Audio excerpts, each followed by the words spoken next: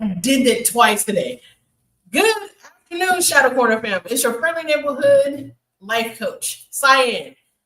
I hope that you're having a wonderful day. It is about 86 in my area of the South, so I'm doing pretty good because it's not hotter than hot this time around. I'm just recovering back from my honeymoon. If those that you didn't know, I got married June 28th. Good stuff. Good stuff.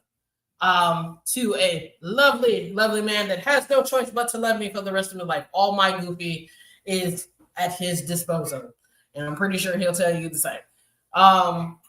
So I decided to go deeper dive in our redefining trauma section for Shadow Corner because trauma is widespread, and it's also some of those things that in shadow work that we address, but it's kind of like a passing address.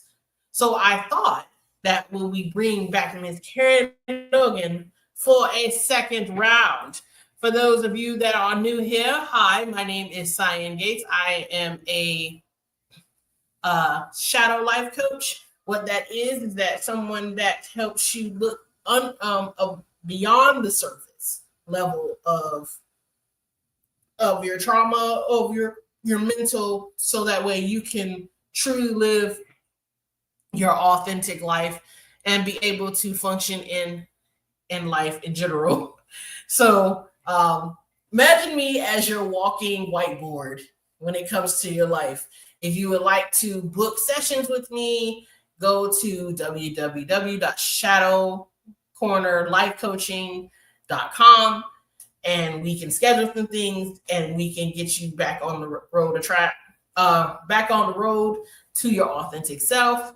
Also, to give a little bit of announcements for myself, I am going to be speaking at this year's 2025 SCHEQ Lung Cancer Summit in Chicago, Illinois, October 24th through the 25th. 23rd through the 25th. And I will be discussing the book that I was featured in called Perspectives on Cancer, called Hope, Strength, and Resilience, as well as talking about my experience as a caregiver for those that are dealing with those that have cancer or those that are experiencing their loved one or someone they know with cancer and not knowing all the information. It is also a free event for caregivers and participants and trainees. If you would like to attend the conference, I'm more than happy to send out the link to you or just put in the link description below. But it will be featured on my TikTok as well as all my social medias, as well as my podcast, voice podcast as well. But now that we've gotten all the logistics away, let's go ahead and do this introduction one more good time for those that don't know Miss Kerie Logan. Okay, today's guest is someone who brings a deep wisdom and healing insight to every conversation. With 2 decades of experience of helping people live better and be more aligned, Ms. Kerie is a certified clinical hypnotherapist, an author, an NLP practitioner, and spiritual advisor. She has been voted the best hypnotherapist in her area for 14 years straight and was honored as the Coach of the Year at the 2004 PCH convention. Her work is trauma-informed and soul-centered, integrated powerful modalities such as quantum healing, hypnosis, past life regressions, grief, PTSD, you name it. She's either experienced it or have her hand in it. Whether she's writing or podcasting, guiding spiritual growth, or supporting parents of children of autism, Kerie brings a rare blend of grounded insights and high vibrational clarity. She's a great person, wonderful resource. I hope you have your eyes here, ears locked and focused. Ladies and gentlemen, Miss Kerie Logan. Hello. Actually, I should toot my horn right now. I got notified last week that now it's 15 years instead of 14. Okay, yeah. So 15 years of being that girl. I'm here for it. So I think we should go ahead and dive in. So to this subject, we're talking about redefining the trauma part 2. The first time it was you are not the problem. So now we're going to be diving deeper than the deeper works of healing. So in this case, what is these different traumas you want to talk about today? I know we talked about feeling as if it's your problem, feeling as if that everything around you is your fault. Now we need to go when it comes to objective traumas, where people, places, and things may affect how you function out in the real world. So can you elaborate for us, Ms. Kerie, like how this actually comes underway? 100%. So there's many, many different ways. There could be, you think about all of our senses, the sights, the sounds, the things that you touch, because, you know, the foods that you eat, the foods that you smell. There could be objects, there could be locations. And so I'll share a few stories.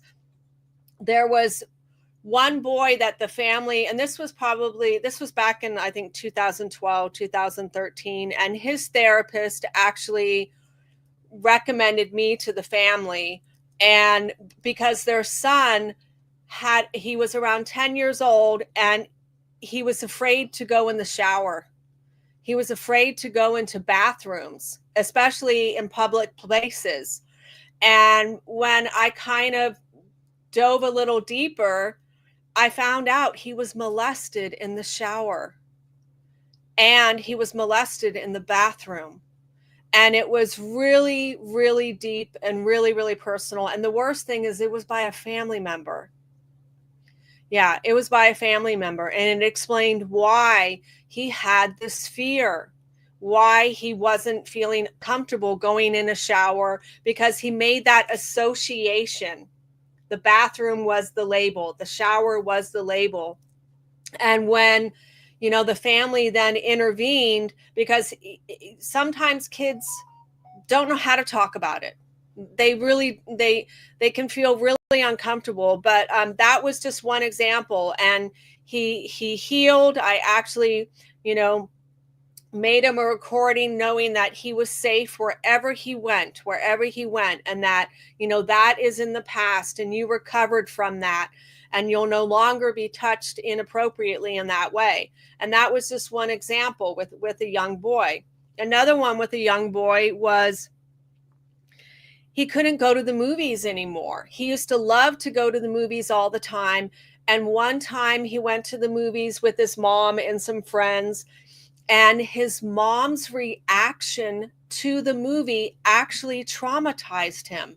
I know this sounds so strange, but I had to literally sit down with the mom and say, we can watch scary movies, you know, and look at it's just pretend. It's not real. But your fear and reaction in the movie scared your child so much that now when he goes to these movies, you know, like even just like a Disney movie, he couldn't even go to Disney movies anymore. Yeah, it was very, very interesting, because he would, like you and I, he was very empathic. So he was in some way kind of guarded and protecting about his mom. And so I said, try watching some movies, you know, that have some action or, you know, some violence, because that Disney movies do have that. Let's just be honest. So does Pixar. And I said, but when you watch it, say, wow, isn't that interesting? You know, change how you respond and how you react to it. And instead of looking at it in such a negative light, try to look at it in different, as this is just make believe, and they're trying to get their point across. I know it sounds strange to say that, but kids can be really reactive. So here's another example. Sometimes kids aren't afraid of snakes or spiders unless their parents are afraid of snakes or spiders. Okay. Yeah. You get that? I do. Because Yes.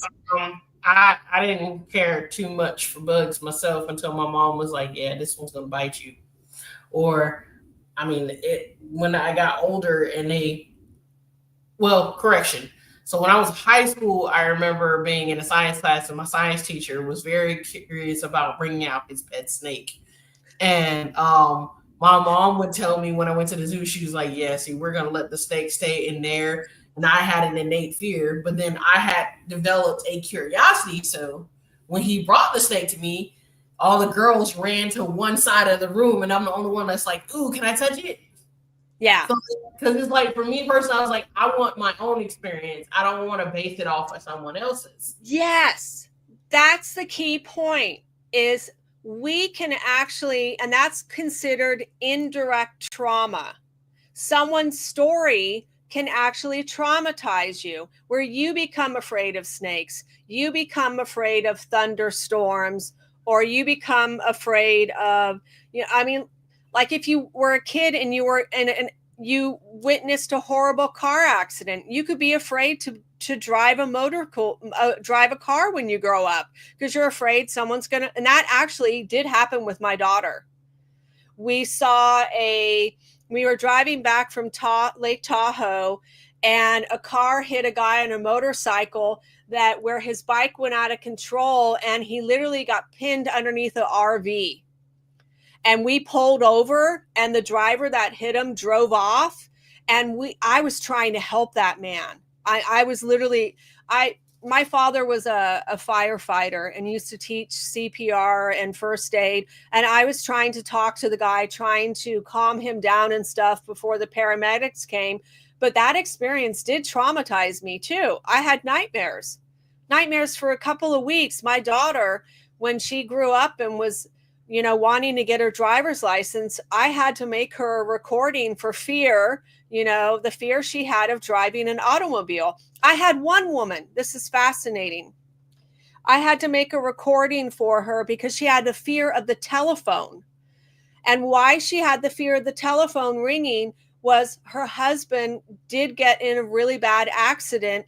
And every time the phone rang, it was either the hospital or the doctors or this and that happening with him, that she hated every time the phone rang because it was always bad news. Week after week after week. Oh, he needs this new blood transfusion. This is happening. That she made that association, that link to when the phone rings, it means disaster. So I don't want to pick it up, but I need to pick it up, because what if it's a good call? You get what I mean? No, I do, because I was like, I think I've experienced something like that, but it was only like during the time that I was dealing with a lot of stuff, and it felt like if the phone rung one more time, that I would freak out. So I turned my ringer off. So when people said they called me, I would like disassociate at that point and not even think about the phone at all. So I totally get that. That was like in my 20s though. Now it's just like the phone rings, good or bad, I'm hands on with it. But it takes a little while for you to get to that point though. It does. And sometimes there could be something so deep and so embedded that we don't know what it was. And I don't know if I shared this with another episode with you or not, but there was a woman that always had bladder issues. She didn't know why, and never knew why, and always was anxious, like, oh, well, I have a bathroom nearby. And when I did a regression center session with her, when she was 3.5 years old, her mom, she was still in diapers, and the mom was just like, I don't have time to deal with you right now. You're going to have to figure this out. And it caused the little girl so much anxiety and stress that it created that issue. And the woman was in her 40s. Yeah, but because she was so young, she couldn't remember that. She couldn't link the two together. So we actually went in and we healed that. and we fixed it to where now she understands why she had those issues. And now she can trust her body and feels comfortable with her body that, yes, if I have to go to bathroom, I go to bathroom. I don't have anxiety. I'm not, always afraid that I'm going to have an accident. But that was a childhood wound that was so repressed. Okay, so how might someone's home or workplace unconsciously trigger shutdowns or anxieties or grief or anything else? Because I know that when we talk about people, place, and things when it comes to trauma, a lot of times the common misconception is just the object is the place rather than like objects or certain way of thinking. Like these things we don't really think about until later. So how does a workplace or a home trigger these types of things? Could it be the sound of like maybe a blender going off? Could it be like a coworker saying certain phrases? Like, does that affect someone as well? It will even, let's say, a coworker's tone of voice. If that coworker's tone of voice is similar to their condescending father or their condescending mother, it's going to trigger them. It could be the same. It could be the sense of smell. If your parent was really, let's say wore Old Spice, and your new boss wears Old Spice, it can bring back memories of your alcoholic dad and the smell of him wearing Old Spice. That there actually is a story of that in the book, What Happened to You, written by a trauma specialist. And Oprah Winfrey is also the co-author of that book. It's really good. It's called What Happened to You. And he tells the story about smell, the sense of smell, of what happened to a boy that was in school where he got really good grades, but in one classroom, he always failed, didn't like the teacher, was disruptive, argumentative, whatever. But that's what they discovered the problem was, is it was deodorant. His deodorant was the same smell of his alcoholic's dad. And it unconsciously and unintentionally trauma triggered him. That's the thing, is sometimes we don't know. So even our tone of voice, if you raise your voice and someone says, don't yell at me, and you're really not yelling at them, that's their trauma coming out. They feel threatened as soon as anyone raises their voice to a certain octave or a certain tone. Clothing.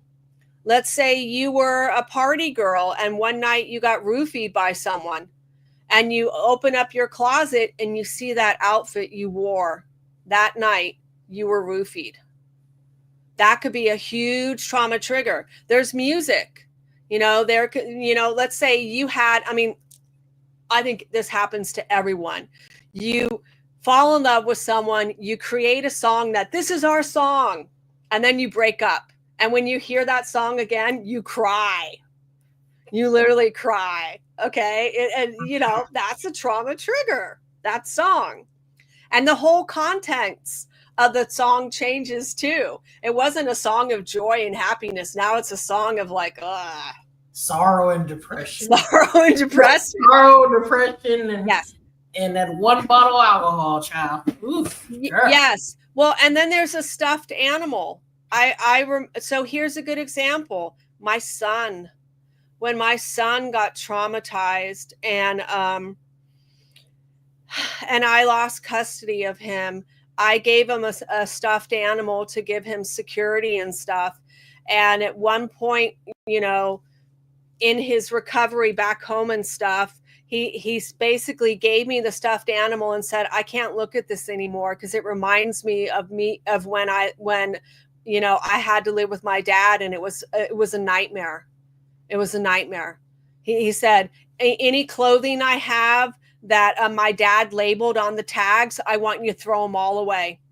I can't stand putting on those shirts because just seeing AJ, that was, his initials on the objects of his. Every time I look at that, I think of my dad, and I just get so depressed, and I have a trauma spiral. I can't handle it. So I had to go through and remove stuff. I did. There's many different things, we have emotional attachments to certain things. For example, your parent could have been really, really abusive, and they gave you something really, really nice, and you love that object, but you still hold on to it, even though you should get rid of it, because it only just holds pain. It doesn't hold a pleasure or comfort anymore. It's hard. So there can be things in your house. There could be pictures. There could be, there could be bedding. There could be all kinds of stuff. Okay. I'm trying to think how to word this. So when we talk about, I know we're talking about traumas in like object form or scent form and sensory. So when we talk about like emotional imprints and relationship triggering, how do people's lives, past or present, carry the emotional imprint of the person that they were trapped in the cycle with? Do you feel like they can't, the person, once they are freed from them, can they separate the difference between soul connection and trauma-based attachments, and like do their objects that they were given that they don't want to give up, like they hoard stacks of clippings of newspapers because the person that they dated loved newspapers so much, and they have a specific section that they would look at. Like, does that playing a part in that? Or it can, yes, but I like to say that when you're ready to let it go, it's sometimes so healing if you do it like in a ritual, where you can burn those stacks of papers, you can burn the stack of magazines. It can actually be quite liberating and quite freeing to release it in that way. And sometimes I say, if it's too much for you, ask a friend, ask someone you trust and you love, and say, look, I need this to be removed, but I don't have the strength or the courage to do it. Can you do this for me? And I think that is the kindest thing you can do for yourself, and the kindest thing someone else can do for you. It really is, because sometimes we can't do it. I mean, I'll give an example with my husband. He's got files still of documents of his mom's, and his mom's been dead for like over 10 years. He can't get rid of it. And he says, I can't get rid of it. I'm going to wait till I die, and then my kids can get rid of it. And I'm just like, can't you have the strength to do it? And he's like, no, I just can't. There's that emotional attachment to it. I know it's just clutter. It's just stuff. I can't let it go. And I know he it's, and the thing is I know I could offer to do it, but in my heart, I feel like, because I did offer at one point to do that. Well, do you want me to do it for you? And he's like, no, I'm not there yet, but thank you. And that was really, really, sensitive. Like, here's another example that's really personal. He got a whole dish set from his mom. Cups, mugs, plates, bowls, all of it. And he found out that all of it is full of lead. So bad. It is toxic. It is poisonous. But he couldn't get rid of it. And so as a birthday gift, I got him brand new. I got us all brand new ceramic, dishware and stuff. He got so mad at me. And I'm like, you told me you were going to do this. I waited 2 or 3 months for you to do this, and you didn't replace it. So I thought, I'll be nice and I'll be generous. I'll do it. I'll get this for us, for you, as a gift. And I took your mom's, and so what I did was I took him out of the box. I mean, and here's the thing is, when I gave him the gift, he was so mad, he stuck it in the garage. literally stuck them in the garage, didn't even open the boxes. And so, yeah, I know. And that's trauma right there, his emotional attachment. And so what I did was I took him out. I was mad. Let's just be honest. I was like, that is the rudest thing anyone has ever done to me. I give you a gift that, you know, we all need. I said, I'm not going to eat on lead plates anymore. Forget it. I'm not going to poison myself with that. I'm not going to do that to me or my son. And so I washed them, and I told him, I lovingly put your mom's plates up in this cupboard here. And I put the little foam paddings that the new ones came in between the plates. I made it all nice. You know, I put them here for you. I did not stick them in the garage. And he literally was mad at me for 2 days. So mad at me for 2 days.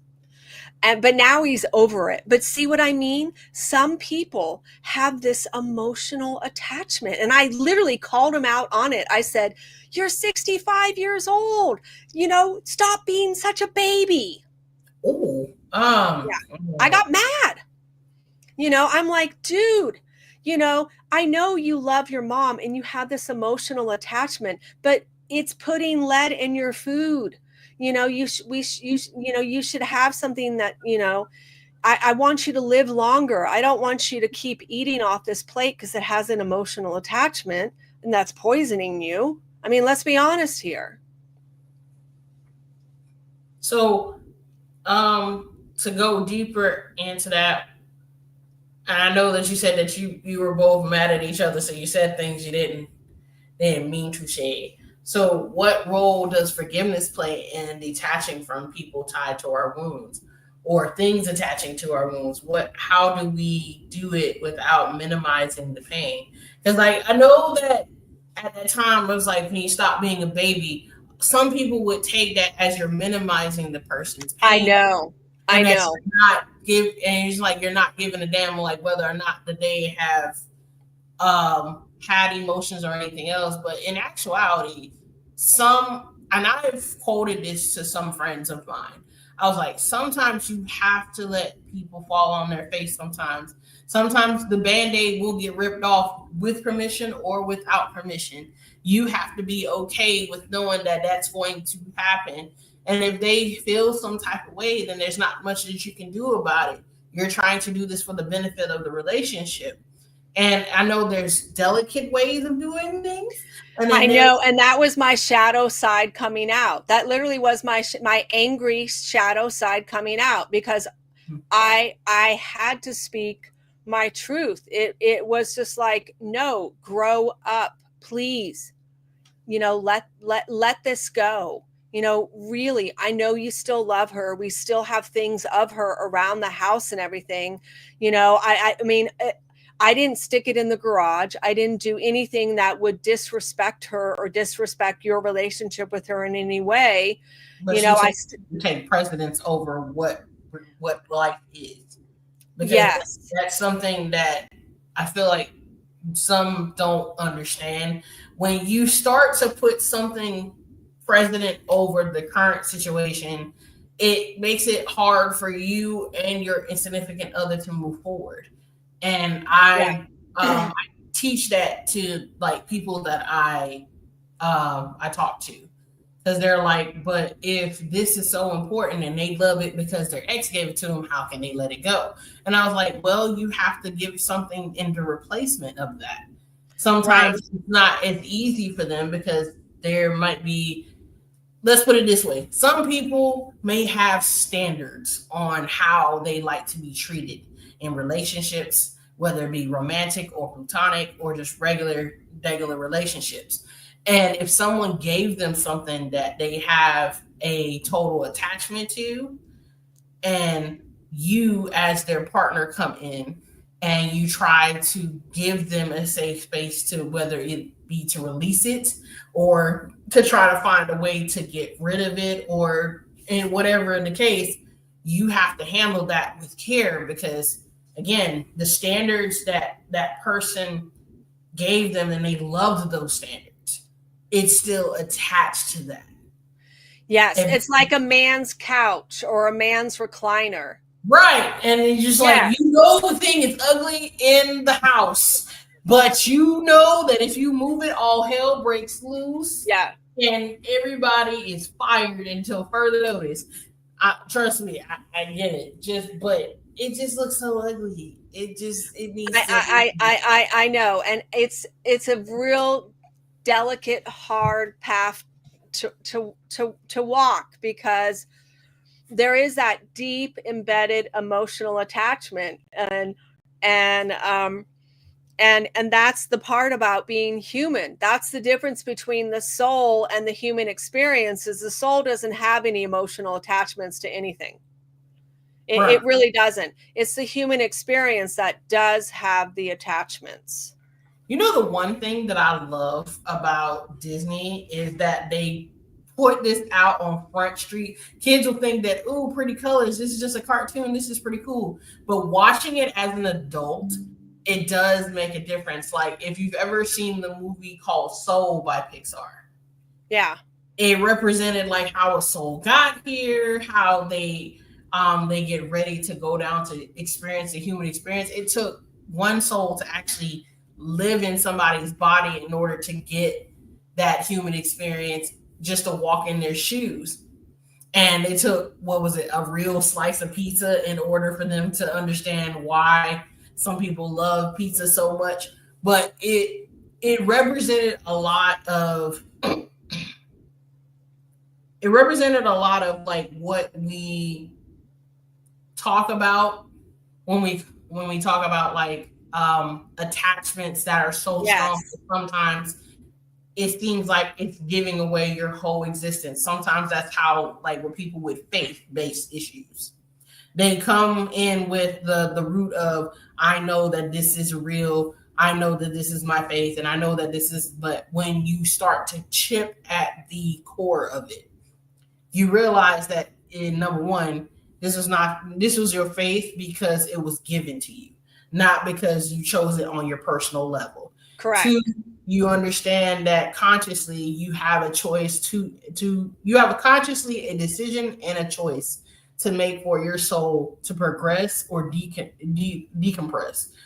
And when you choose the opposite, you make your little flame that's inside of you grow smaller, because now you're conditioning yourself to these mental norms that make it harder for you to understand anybody else's or be open to everything. No one's telling you to convert. No one's telling you to do that. But having that respect for what another person believes without compromising your own, that's where it becomes a lot more to digest, and you can walk in this world knowing that you contribute to someone just like they pour into you, you pour into them.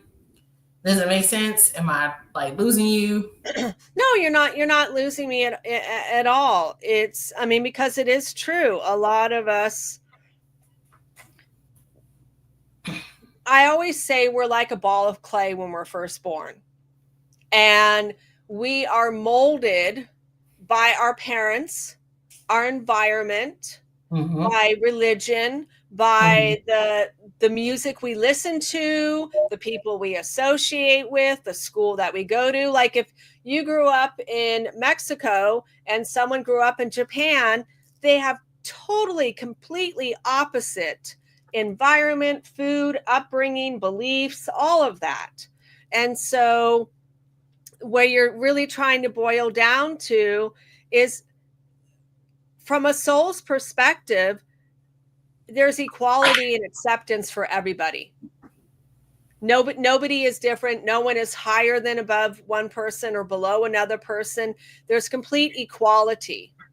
Right. And the hard part that trips up a lot of people is, depending on the environment and the beliefs that were fed to us growing up, we can be stuck in those rigid ways of thinking, thinking that, no, that is the way. So here's a good example.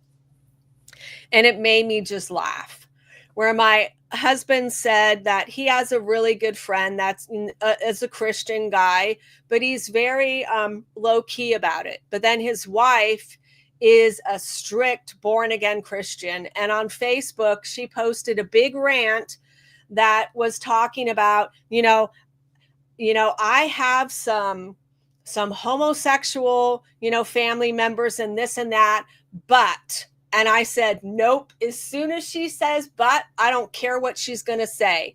And After he told that me, point, it's yep. over. And he said, and her rant after the but was, well, when someone is gay, homosexual, and they want to be baptized, I don't believe that's right. And I was just like, church, if you're going to be in a church, the church should embrace everybody. Who cares what your sexual preference is? Who cares this and that? You're trying to form a deeper relationship with God, a deeper relationship with yourself. And by literally putting those restrictions on it, it explains why the majority of people are steering away from religion and more towards spirituality, because we don't like being told that, no, the only way to go to heaven is if you're a Christian or if you believe this or that. I remember once being interviewed on a Christian podcast, and the woman said to me, well, are you a Christian? And I said, I'm nothing. I flat out said, I'm nothing. I said, I'm one with God, and I love God, and God talks to me, and I have a beautiful relationship. Well, then you're going to go to hell. And I said, so is the Dalai Lama going to go to hell? Because he's not a Christian. Mm-hmm. And the woman was just silent. And it was like, come on. I mean, so I had something similar, not similar to that, but I have had, during my training in spirituality, the one thing that I bounced back and forth was the Christianity perspective, because I had read everything from Matthew, Mark, Luke, and John, and Revelations and everything else. And after that, Spirit lives in me all day long. We have conversations. He's like the father that I needed when my father passed away. Yes. But when I walked away from the actual religion, I didn't do it because someone told me to. I did it because my spirit is a free spirit. I don't like to be restricted. I don't like to be tied down. I don't like to sit here and feel as if that this is the only way that I'm going to get things done. Look, I've had conversations with him. I'm like, listen, you need to come get your baby mama because she's getting on my nerves. And I was talking to him about my mom.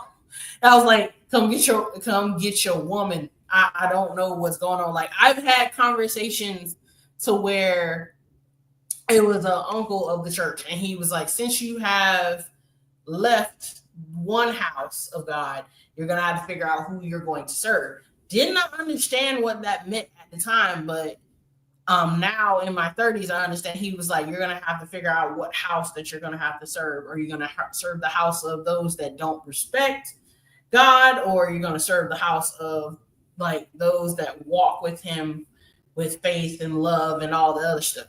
Do I consider myself Christian? No. I fuss too much to do any of that. At least not the Bible built version of Christian. I'm not. Yes. I can tell you that off the top. I'm not, because I cuss too much. I use MF so many times in a sentence before that it will probably make Satan blush. So yeah, no, I don't feel like I'm in that ideology. What I am is also a realist, and I look at life as a whole, and I look at people as a whole, and I listen to their stories, and I hear about like their issues with beliefs, their issue with religion, and this, that, and the third.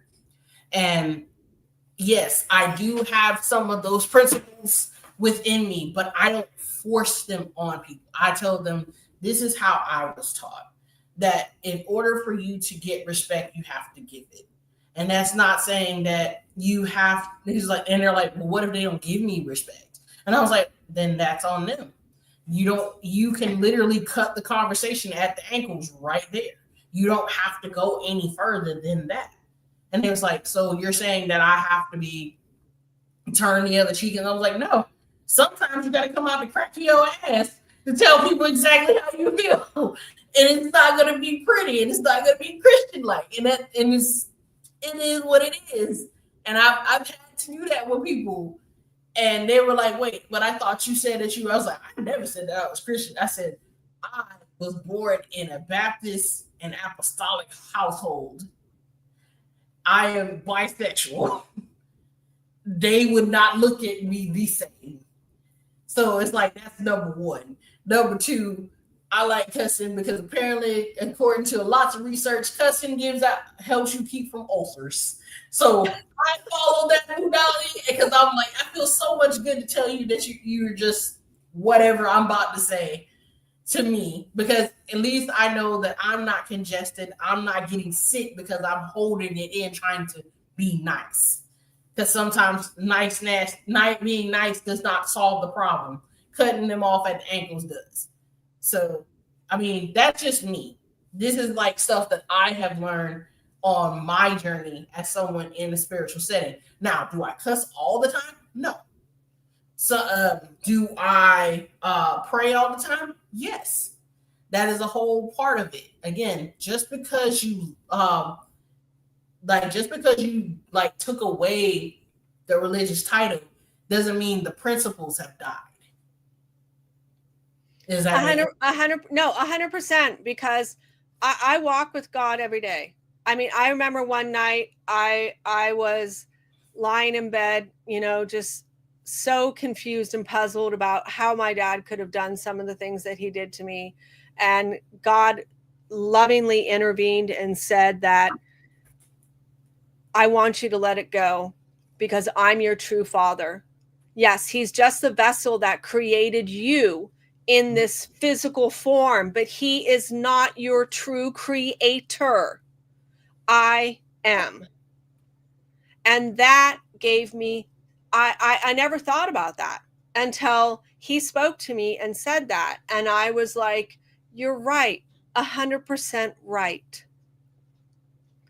And that's the hard thing is like my brother, he's a strict Christian. And there was one point he was totally trying to convince me to read the Bible.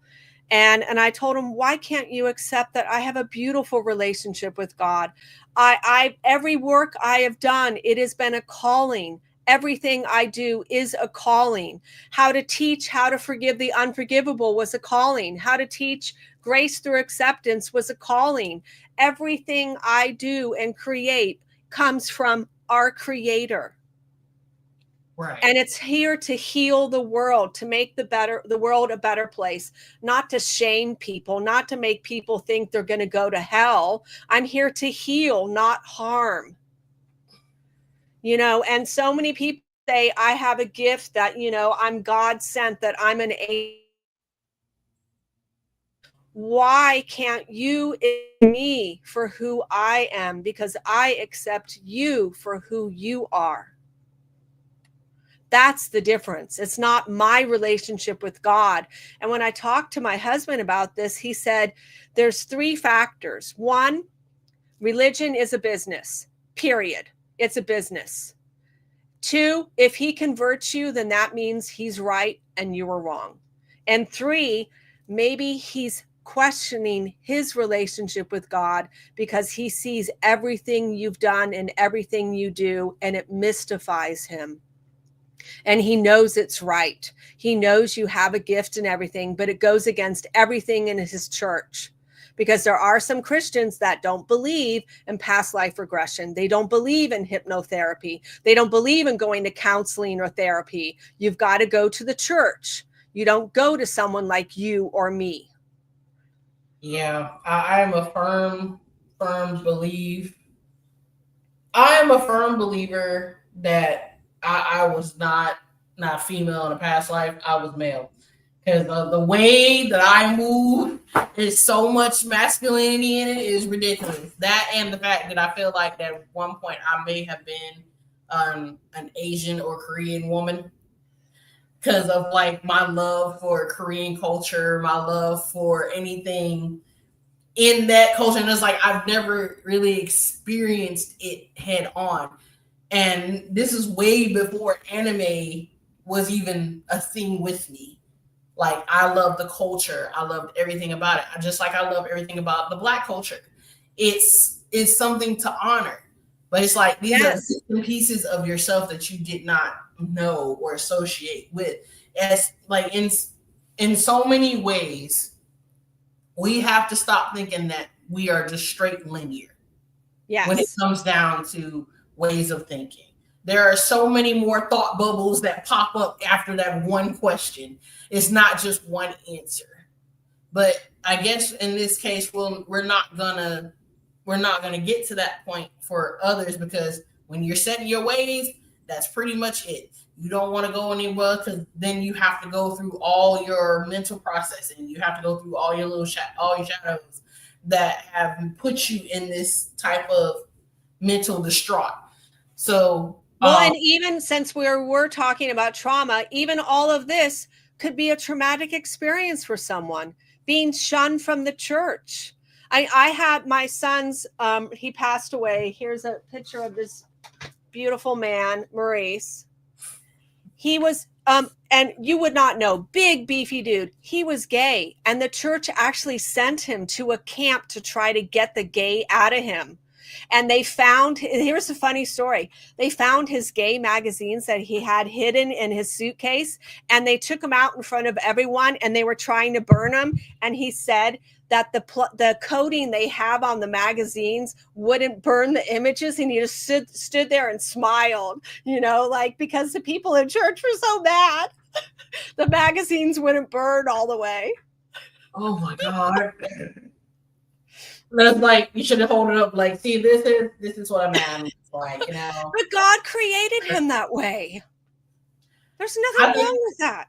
I also believe that everybody is built with a level of petty that is unmatched, and it was given specifically by God. You really don't think that he has a little giant pump jar of petty and he decided to give you 2 scoops because he think it would be hilarious. He created me. I know there's some type of petty. I'm sorry. He created you and me, and if somebody has it, they have it. I can't think that otherwise. Like, all the sense of humor, he made comedians. At some point, you have to understand that people are exactly who they are because that's exactly what the recipe told him. And when he looked at it, he's like, I think I want a little bit more confidence in this. I think I should sprinkle in a little bit more penny for this one. But never mind. We're just going to pour the whole thing in. Like, I have this mental visual all the time of how my friends were created, and it's hilarious because it's like him looking at the recipe like, I didn't see that coming, but why not? And then all of a sudden he just knocks over something like Professor Plutonium in Powerpuff Girls, just elbows something. He's like, oh crap. See, this is the beautiful thing about life is we can laugh at this stuff. You get to a place where when you heal and you actually see it for what it is, sometimes it's quite comical. It truly is. I turned like in everything into hilarious humor. So because it breaks barriers when it comes to the people. It heals. It does. It truly does. And when we get to that point, when it comes to like the deeper work of healing, then I think we will understand what it truly means to get past it and go through your shadow work. Shadow work is not always the doom and gloom that I portray. Like Shadow Corner was created specifically for you to have a safe space to express these types of things. And this is like this is my calling in life.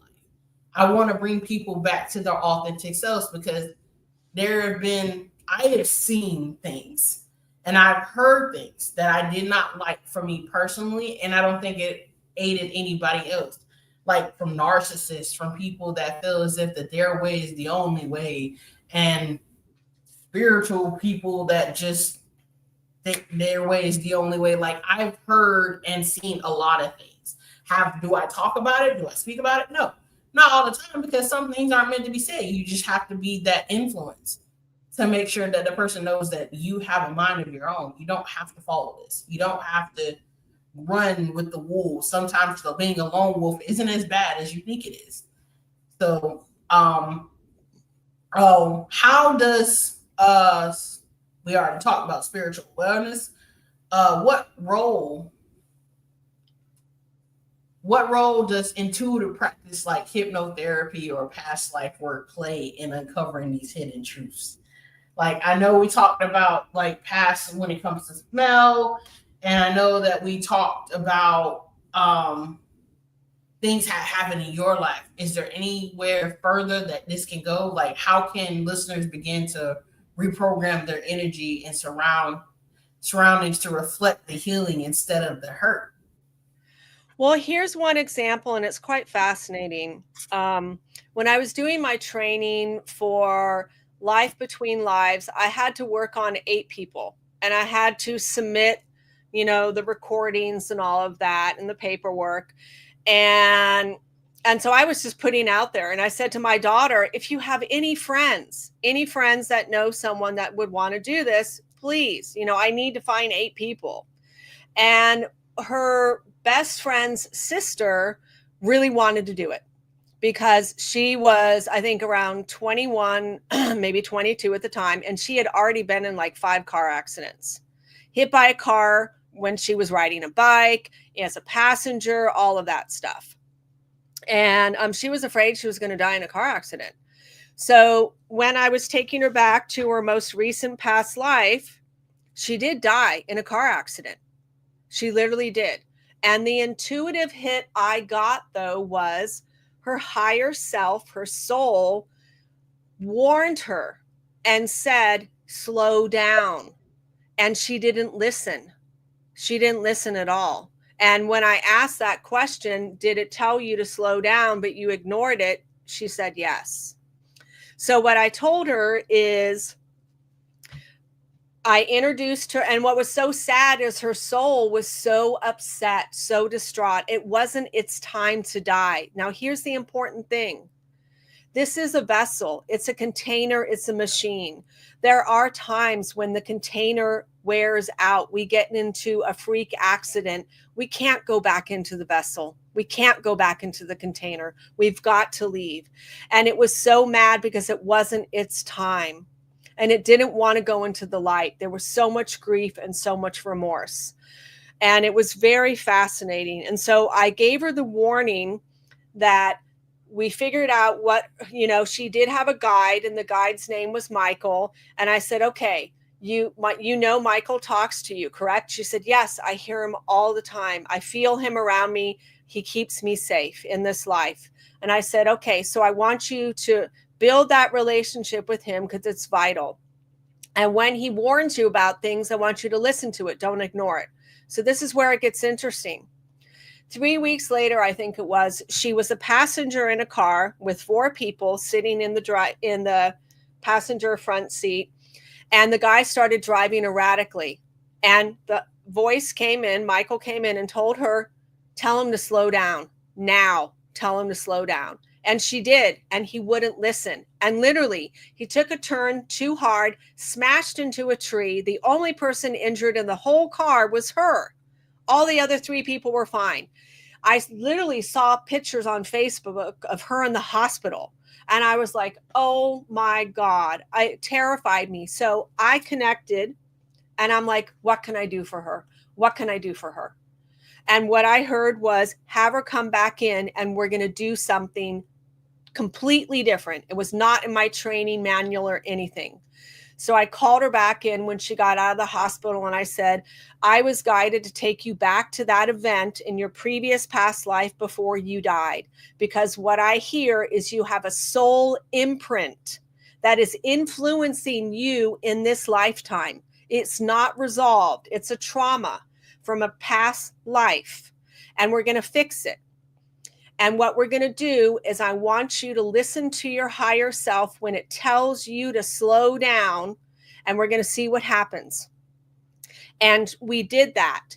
And when the drunk driver missed her car, her soul literally busted up, she said, was like jumping up and going, thank you, thank you, thank you. It removed the imprint. The woman literally had tears going down her face.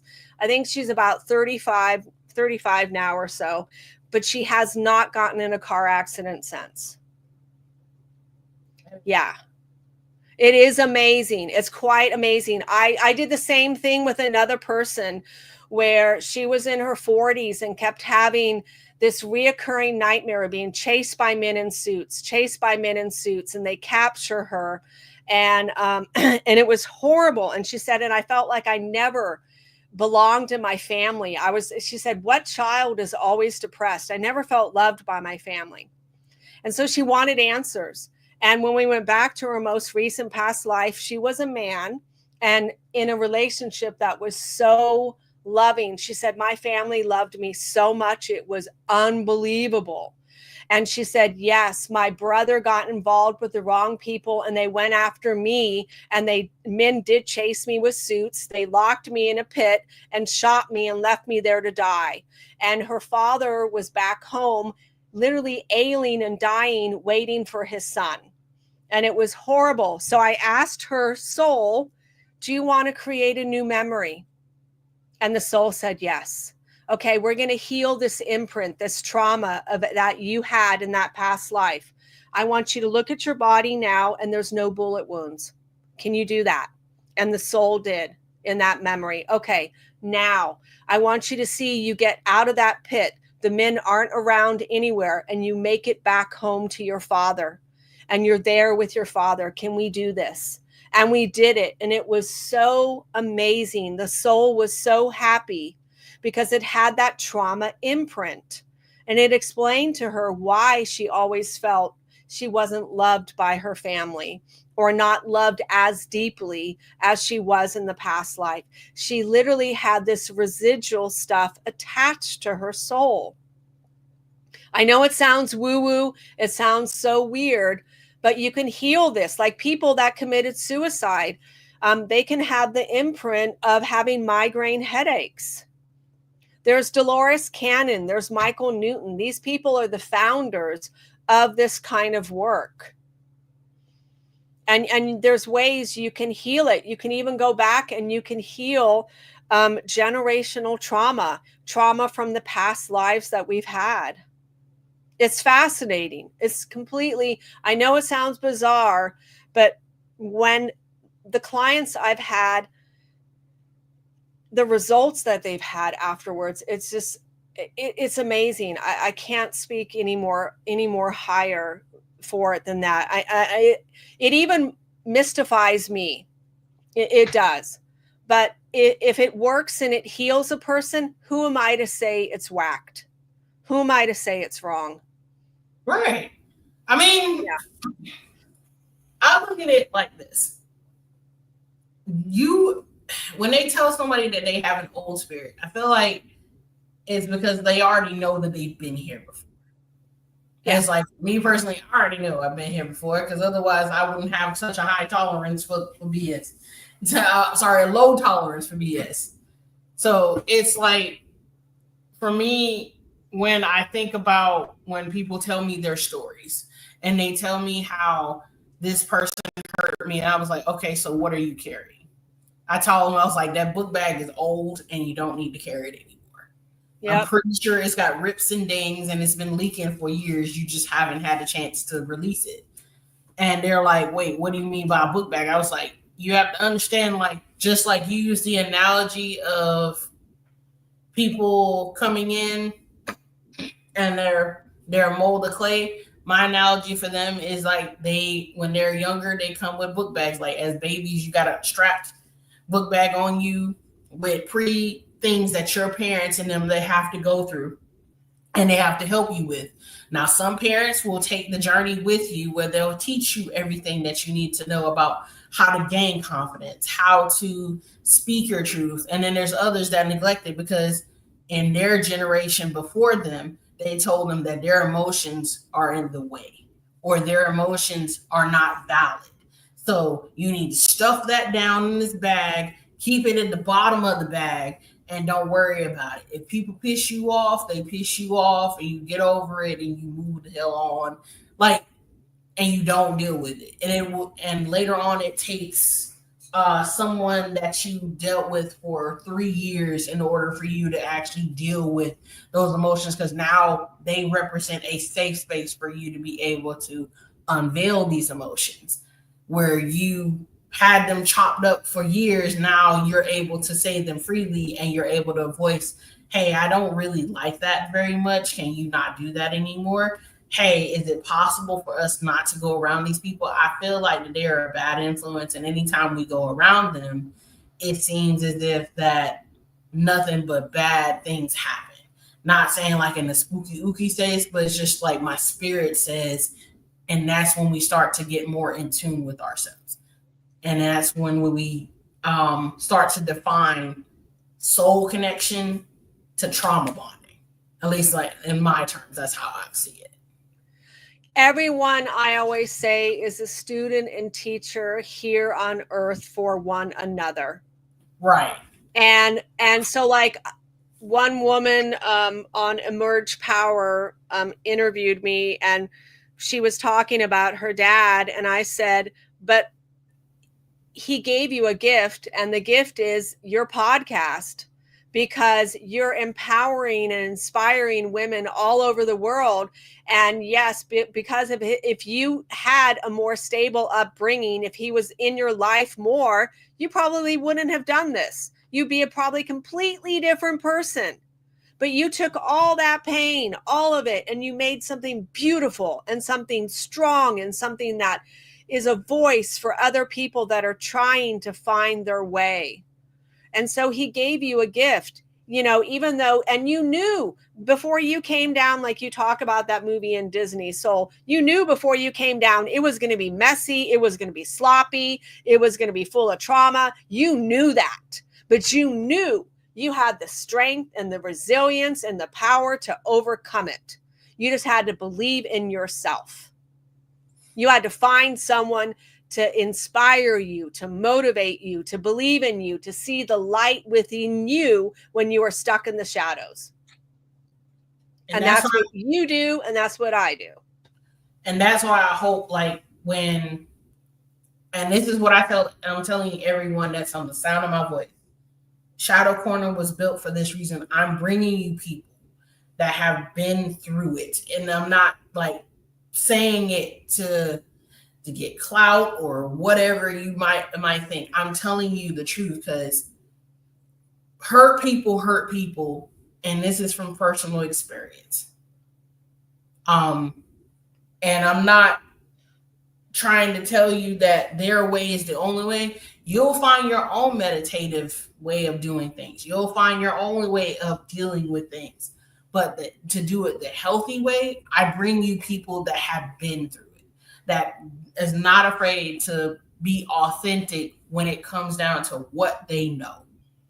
And it doesn't take degrees, and it doesn't take certifications to know that.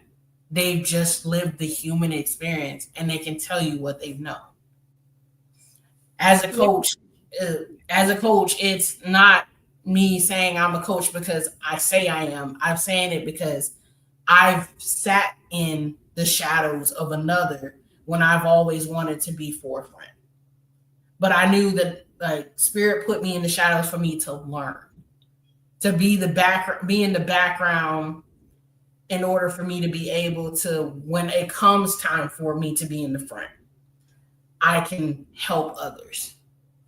So if that doesn't tell you the mission of Shadow Corner or what I'm here for, you got to listen to the other episodes in the first season, because that tells you about my life. I promise you, there is nothing in there that I have not experienced.